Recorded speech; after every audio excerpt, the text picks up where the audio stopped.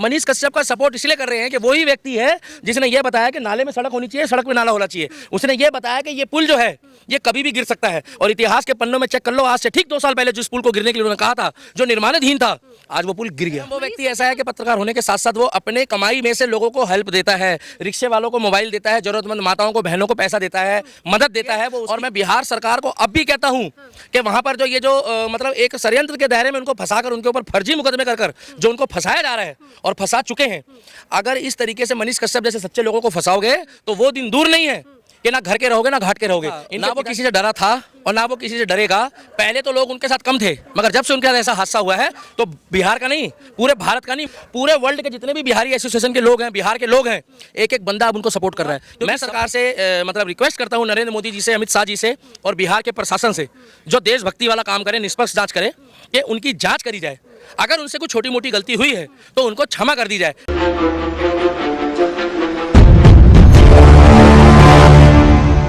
मनीष कश्यप जब से बिहार आए हैं, बेतिया कोर्ट में पेशी के लिए आए थे और फैसला सुनाया गया कि मनीष कश्यप यानी कि बिहार के सन ऑफ बिहार अब बिहार में ही रहेंगे, तब से उनके समर्थकों का, उनके चाहने वालों की खुशी का ठिकाना नहीं है।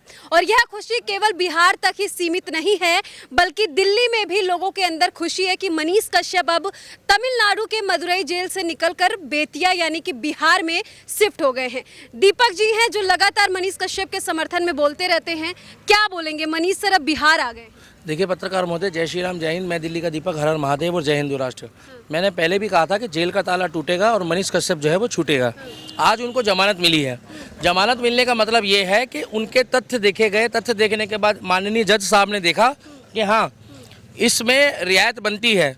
जिन्होंने केस लगाया है उनके लिए हम कुछ नहीं कहना चाहते, क्योंकि उनके लिए कहने का कोई शब्द ही नहीं बनता है कि उन्होंने इतनी ओछी राजनीति करी है कि जो लोग देश में माहौल ख़राब कर रहे हैं, जो लोग एक्चुअल में आतंकवाद में इन्वॉल्व हैं और जो लोगों ने इस देश में 25 से 30 साल तक राजनीति की रोटियां सेकी और पत्थरबाजी करवाई है, उन पे आज तक एनएसए नहीं लगा। मैं नाम नहीं लेना चाहता अभी, क्योंकि कोर्ट का ऑर्डर आया 10 दिन पहले कि थोड़ा सा मर्यादा में बोलिए। तो ठीक है, हम बाबा साहब अम्बेडकर के संविधान को मानते हैं। कश्मीर में 2 ऐसे नेता हैं जो रात दिन भड़काऊ बयान देते हैं। एक ओवैसी है जो 15 मिनट के नीचे उसको कुछ आता ही नहीं, वो 16 मिनट भी नहीं बोलता, ना 14 बोलता है। वो कहता है 15 मिनट के लिए पुलिस हटा दो।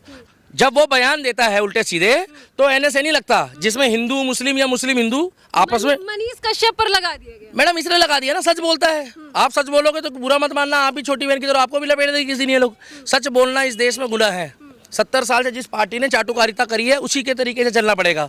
मनीष कश्यप का सपोर्ट इसलिए कर रहे हैं कि वही व्यक्ति है जिसने ये बताया कि नाले में सड़क होनी चाहिए, सड़क में नाला होना चाहिए। उसने ये बताया कि ये पुल जो है ये कभी भी गिर सकता है, और इतिहास के पन्नों में चेक कर लो, आज से ठीक 2 साल पहले जिस पुल को गिरने के लिए उन्होंने कहा था, जो निर्माणाधीन था, आज वो पुल गिर गया। मनीष कश्यप तो लगातार गरीबों के लिए भी बिहार में आवाज उठाते हैं। मैडम वो व्यक्ति ऐसा है कि पत्रकार होने के साथ साथ वो अपने कमाई में से लोगों को हेल्प देता है, रिक्शे वालों को मोबाइल देता है, जरूरतमंद माताओं को, बहनों को पैसा देता है, मदद देता है, वो उसकी इच्छा है। मनीष कश्यप जैसे ही बेतिया स्टेशन पर आते हैं, उनके समर्थक फूलों की बारिश करते हैं। मैडम उनके ऊपर फूलों की बारिश नहीं होनी चाहिए, उनके ऊपर दुआओं की बारिश होनी चाहिए, उनके ऊपर खुशहाली की बारिश होनी चाहिए। और मैं बिहार सरकार को अब भी कहता हूँ कि वहाँ पर जो ये जो मतलब एक षड्यंत्र के दायरे में उनको फंसाकर उनके ऊपर फर्जी मुकदमे कर जो उनको फंसाया जा रहा है और फंसा चुके हैं, अगर इस तरीके से मनीष कश्यप जैसे सच्चे लोगों को फंसाओगे तो वो दिन दूर नहीं है कि ना घर के रहोगे ना घाट के रहोगे। इनके पिताजी ने भी कम नहीं करा था। ये दुनिया जानती है कि चारा चोरी किसने करा है। मनीष कश्यप को मदुरई में जिस तरीके से रखा गया था, उस दर्द को बयान नहीं कर सकते। ये जिस तरीके से मनीष कश्यप के ऊपर ये बात हुई, अगर यही बात रवीश कुमार के साथ हुई होती तो ये लेफ्ट विंग वाले अपने कपड़े फाड़ लेते, तब नहीं बोलते। आप बताइए मनीष कश्यप को लोग विरोध क्यों करते हैं? मैडम वो आगे बढ़ रहे हैं। देखिए उस प्रत्येक आप आगे बढ़ जाइए, आपकी फ्रेंड पीछे बढ़ जाएगी। आपके विरोध करने से तो कोई असर पड़ता नहीं, उनके चाहने वालों तो और दोगुने होते जा रहे हैं। 90% देखिए, 100 सज्जन 10 दुश्मन। 100 सज्जन भी उनके साथ है और 10 दुश्मन तो रखिए, नजर ना लग जाए। मनीष भाई तुम संघर्ष करो, हम तुम्हारे साथ हैं। हमने तो पहले भी बोला है, यहाँ उनकी टीम आई है। हम कनॉट प्लेस में खड़े होकर 1 नंबर गेट में अपनी आवाज पूरे भारतवर्ष तक पहुँचाते हैं और तुम किलसो वो आवाज पहुँचती है। वो आवाज़ पहुंचती है, पहुंचती थी और पहुंचती रहेगी। मनीष कश्यप जब बिहार आए तो उनको बड़े ही मजबूती के साथ देखा गया और वहाँ का जो माहौल था वो सोशल मीडिया पे सबने देखा। बिल्कुल देखा है मैडम। देखिए सीधी सी बात है, ये मुद्दा जो है वीडियो मिलियंस में जाने का नहीं है। ये मुद्दा ये नहीं है कि वो सच तक से जुड़े हुए हैं। ये मुद्दा ये है कि मनीष कश्यप भाई की तरह प्रत्येक पत्रकार का हम साथ देंगे जो देश के लिए, राष्ट्र के लिए, समाज के लिए अपना काम करता है और जो ये दिखाता है कि मेरे को राम राम बोलने में कोई परहेज नहीं है और पत्रकारिता के किसी भी लेसन में नहीं लिखा है कि आप अपने धर्म का नाम शुरू में नहीं ले सकते। उनसे लोगों को कुछ ये भी प्रॉब्लम है कि वो राष्ट्रवादी के साथ साथ धर्मवादी व्यक्ति है। मनीष कश्यप के साथ जो कुछ भी हुआ वो किसी से छुपा नहीं। वो कितने परेशान थे, उनका परिवार कितना परेशान था, क्या इन सारी चीजों के हकदार वो थे? उन्होंने बिहार की जनता के लिए क्या? वो हकदार नहीं थे। उसका दूसरा उदाहरण ले लीजिए कि जिस व्यक्ति ने प्रधानमंत्री मोदी को चिन्हित करा और जिस व्यक्ति ने खुलेआम कन्हैया कुमार साहू को मारा, आज वो व्यक्ति 1.5 साल से वहाँ पर अभी वो खा रहा है, हलवा खा रहा है और बिरयानी खा रहा है। उसका नाम है गौस मोहम्मद। गूगल खोल के चेक कर लो। उसको 1.5 साल से फांसी नहीं हुई अभी तक, क्योंकि राजस्थान सरकार है। वही उत्तर प्रदेश की सरकार होती तो उत्तर प्रदेश की सरकार में मुझे एक पत्रकार दिखा दो जो रात दिन योगी को गाली बकता होगा। मैं नहीं बक रहा हूँ, बकते होंगे, गलत बताते होंगे योगी जी को, मगर एक को जेल हुई है, बताओ एक का नाम आप? नहीं हुई है। ऐसे कई पत्रकार मैं बहनों को भी जानता हूँ, माताओं को भी जानता हूँ और आदमियों को भी जानता हूँ जिनका काम ही यही है, सुबह उठो तो योगी ये हो गया, शाम को सो तो योगी ये हो गया। उनका काम ही यही है। अच्छा, मनीष कश्यप का सबसे अच्छा आपको क्या लगता है? सबसे अच्छा ये लगा मैडम, वो जिस तरीके से मतलब बाकी से बिना डरे नेता के सामने सच्चाई बोल देते हैं। जिस तरीके से सड़क बनते बनते वो चेक करते हैं कि देखो ये सड़क में डामर कहाँ है, ये सड़क बनते बनते में बता देते हैं कि ये सड़क कितने दिन टिकेगी। वो नेता के सामने टारगेट कर देते हैं कि इसका पैसा कहाँ है, इसका हिसाब दो। तो इतनी हिम्मत किसी के अंदर नहीं होती है, क्योंकि उनको डर रहता है हर पत्रकार को कि पता नहीं भैया मैं रास्ते में मेरे साथ कुछ हो ना जाए, रास्ते में मेरे साथ कुछ हादसा ना करा दे। क्योंकि नेताओं के पास बहुत पावर है मैडम। और सत्ताधारी नेता, ये नीतीश जब बीजेपी के साथ थे तब ये बहुत बढ़िया काम कर रहे थे। अब रातों रात ये कह रहे थे हम 10 लाख लोगों को रोजगार देंगे। अगर बिहार में 1 लाख बंदों को 50,000 लोगों को रोजगार मिल गया तो मुझे बताइए। और ये कहते हैं बीजेपी के राज में प्राइवेटकरण को। मनीष कश्यप तो लगातार इन्हीं सब चीजों पे तो आवाज उठाते थे। मैडम उनका काम ही यही था, ना वो किसी से डरा था और ना वो किसी से डरेगा। पहले तो लोग उनके साथ कम थे, मगर जब से उनके साथ ऐसा हादसा हुआ है तो बिहार का नहीं, पूरे भारत का नहीं, पूरे वर्ल्ड के जितने भी बिहारी एसोसिएशन के लोग हैं, बिहार के लोग हैं, एक एक बंदा अब उनको सपोर्ट कर रहा है। क्योंकि सबको पता लग गया है। अरे उनको बीजेपी का बताते हैं मैडम। एक बात बता दो, वो बंदे की एक नहीं 100 वीडियो वायरल है जो बीजेपी के खिलाफ है। जो बीजेपी के साथ जुड़ा होगा वो बीजेपी की एक बुराई नहीं करेगा। मनीष कश्यप ग्रेट पर्सन है। उसके जैसा जो भी व्यक्ति बिहार का हो, यूपी का हो, 29 राज्यों में कहीं का हो, अगर आप भी सच बोलोगे, धर्म के लिए लड़ाई लड़ोगे, तो मैं आपकी भी तारीफ करूंगा। मैं सरकार से मतलब रिक्वेस्ट करता हूं, नरेंद्र मोदी जी से, अमित शाह जी से और बिहार के प्रशासन से, जो देशभक्ति वाला काम करें, निष्पक्ष जांच करें, कि उनकी जांच करी जाए।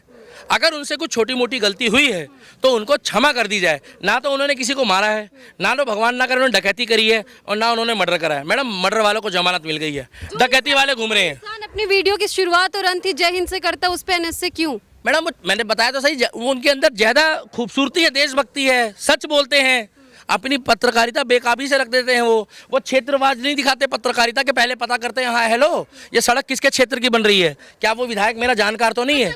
कुछ लोग ऐसे हैं जो कह रहे हैं कि वो इसी के लायक है, उसको उसकी गलती की सजा मिल रही है। नहीं मैडम कोई बात नहीं, बोए पेड़ बबूल के तो आम कहाँ से पाओगे। अगर वो मनीष कश्यप के लिए बोल रहे तो जरा दिन नहीं है उनका दूर दिन। अब जो बंदे बोलते हैं ना कि साथ वाले के घर में डॉक्टर पैदा हो या साथ वाले के घर में फौजी पैदा हो, तो बुरा मत मानना, उनके घर में जो बच्चे हैं ना वो फिर उसी तरीके के होते हैं जो उनको सिखाया जाता है। अगर मनीष कश्यप को वो गलत बताते हैं ना तो वो अपने आप को आईना दिखा रहे हैं। मैडम देखिए, सच को सच बताना पड़ेगा। अगर मनीष कश्यप बढ़िया काम कर रहा है तो हम बढ़िया बताएंगे, और मनीष कश्यप की तरह अगर कोई और भी बढ़िया काम करेगा और अगर उसको फंसाया जाएगा तो हम उसको भी बढ़िया बताएंगे। हम तो क्लियर कह रहे हैं कि 1 से लाख तक अगर उस बंदे में लालच होता तो अब तक वो क्राउड फंडिंग कर कर लाखों करोड़ों अरबों रुपए जोड़ चुका होता। मगर उनका भाई यहाँ पर खुलेआम आया, सीपी में हाथ जोड़कर खड़ा था और इतना कह रहा था बस हमारा साथ दो, जीत सच्चाई की होनी चाहिए। ना तो वो किसी गाड़ी में आया। एक जीत तो कहीं ना कहीं हम कह सकते हुई है, क्योंकि अब उनको बिहार में ही रखा जाएगा, फैसला ऐसा। अच्छी बात है। देखिए मैडम, वो उनका होम टाउन है और एक बिहार का व्यक्ति जो है अपने घर से, अपने परिवार से, अपने राज्य से बहुत जुड़ा होता है। ये तो कुछ मजबूरी है बिहार के लोगों की कि वहाँ पर बेरोजगारी है, वहाँ पर रोजगार की कमी है, पढ़े लिखे लोग हैं जो वहाँ से बाहर जाते हैं, मगर कोई अपना राज्य नहीं छोड़ना चाहता और उन्होंने छोड़ा भी नहीं। और जितनी आवाज़ उन्होंने केवल बिहार के लिए उठाई है उतनी आवाज़ उन्होंने किसी राज्य के लिए नहीं उठाई है। अगर लॉकडाउन के दौरान, मैडम सोनू सूद किसी पार्टी का नहीं है, सोनू सूद की सगी बहन कांग्रेस की विधायक की उम्मीदवार रही है पंजाब से। तो क्या सोनू सूद ने उनको मना करा? सोनू सूद ने साथ बैठा के खाना खिलाया, अपने घर ले गया। जिस बिहार के लिए मनीष कश्यप करते थे, लगातार मदद भी करे हैं, बहुत लोग को बहुत सारी चीजें हेल्प भी करते थे, उसी बिहार की धरती से उनको हजारों किलोमीटर आखिर क्यों दूर के लेके गए ना मैडम, उसको उनको डराने के लिए, चमकाने के लिए, उनको ये बताने के लिए कि आगे सच बोलोगे तो तुम्हारे साथ ऐसा होगा। बहुत से लोगों ने सच बोलना बंद कर दिया होगा, मगर जो सच बोलता था ना मैडम, जो शहीद भगत सिंह को फॉलो करता है, वो किसी के बाप से नहीं डरता है। क्योंकि मैडम देखिए, रोज रोज मरने से अच्छा है एक दिन मरो मगर फकर से मरो। और शहीद भगत सिंह को अगर फॉलो करते हो तो उनके चरणों की अगर पैरों की धूल भी बननी है तो सच बोल के मरो। शहीद भगत सिंह जी को मनीष कश्यप जी भी फॉलो करते हैं, तभी तो अपनी बेकाबी से वो अपनी पत्रकारिता रखते हैं। मनीष कश्यप और उनके परिवार के लिए क्या कुछ बोले? मैं तो यही कहूँगा कि माता जी को, उनके भाई को, उनके परिवार को, बहन जी को, सबको आप निश्चिंत रहिए।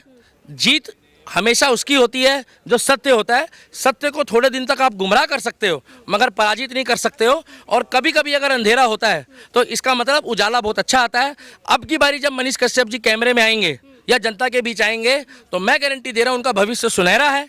और शायद आने वाले समय में, देखिए मैं कोई ज्योतिष नहीं हूँ मगर मैं आपको एक बात बताना चाहता हूँ मन की, शायद आने वाले समय में बिहार की सत्ता में मनीष कश्यप जी सत्ता परिवर्तन कराने में अपना पूरा जोर योगदान देंगे।